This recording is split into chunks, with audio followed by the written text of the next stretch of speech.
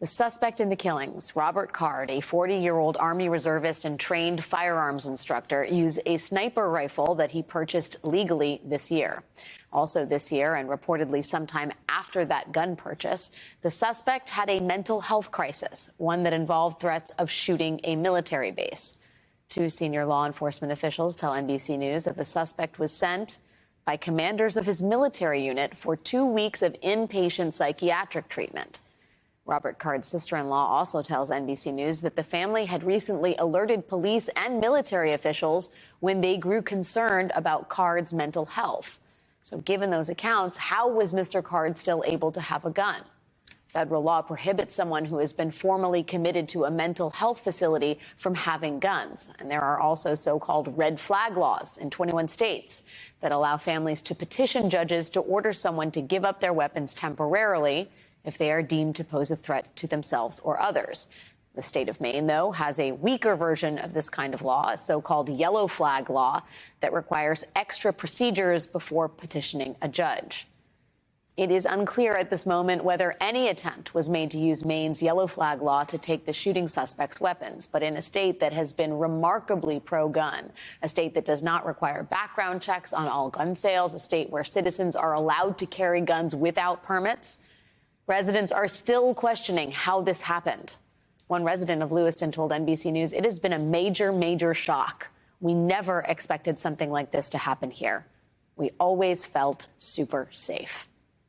Joining us now is Margaret Groban, a former federal prosecutor who now teaches Second Amendment and firearm law at the University of Maine. She is also a board member of the Maine Gun Safety Coalition, a nonprofit organization that advocates for stricter gun laws. Professor Groban, thanks for being here. And I am sorry for anyone you know in Maine who has been affected by this horrible tragedy. Let me just first start with the federal gun laws. It sounds at first glance as though that law should have been in effect for this individual who was in a mental health facility and who had firearms. What happened here?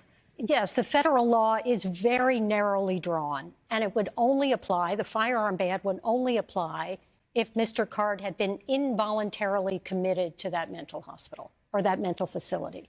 And we still don't know whether or not he committed himself voluntarily or involuntarily. And that makes the world of difference. That is a massive sort of distinction, isn't it? That Yes. Someone who could be having psychotic or mental health episodes where he is hearing voices, but if he sort of checks himself into an inpatient care facility, can still possess a gun according to federal law. And in fact, the law provides that if that person has to be told of the firearm consequences if they are involuntarily committed, which leads some individuals to commit themselves voluntarily, so they will not be subject to the firearm ban.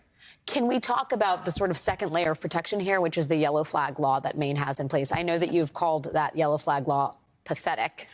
Could you elaborate on that and why you don't think it's effective? Yes, I feel like certainly it's better than nothing, but I think it creates obstacles that really allow it to be used effectively in our state, because it requires 3 different determinations that someone is a danger to themselves or others. First, you have to go through the police. And you have to call the police to come to your house and find that this person is a danger to themselves or others.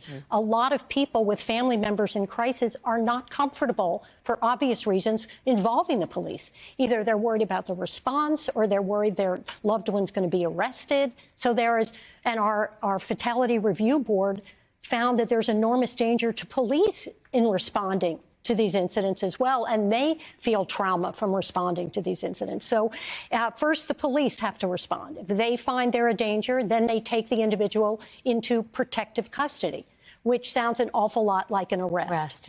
Then they have to be seen by a mental health professional who makes the determination whether or not that person, a second person, makes a determination that that person is a danger to themselves or others. That has to be in writing. And then it goes to a judge to make the determination that that person is a danger to themselves or others. So it creates these layers that really are not necessary and makes it much more difficult for this law to be effective. Now, it has been used. I think it's been used around 80 times, which is a good thing. Yes. but it could be even better, especially in a state where gun suicide is one of our biggest gun problems. Well, and you see how close this family got to checking even the many boxes that exist in terms of the yellow flag law, right? They alert law enforcement and military officials something's not right with, we are worried about Robert Card's behavior, and yet it just wasn't enough to get the weapon seized. Right. And so with red flag laws, that family with a loved one in distress can go straight to the court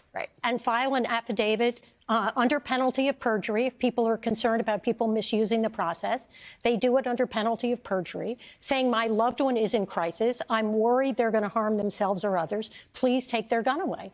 And guns are, I mean, judges are very used to dealing with these issues. They make determinations about safety and danger every day of the week when they set bail, when they sentence people. So this is not an uncomfortable situation for a judge to be in.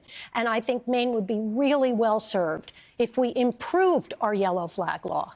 The other issue is we have very limited mental health professionals in the state. So we're using these mental health professionals for an assessment, but not for treatment. Well, clearly something needs to change, and the big question is, will it? We will see. Professor Margaret Groban, thank you for your time and expertise. It's great to have you here in New York today. Thank you so much.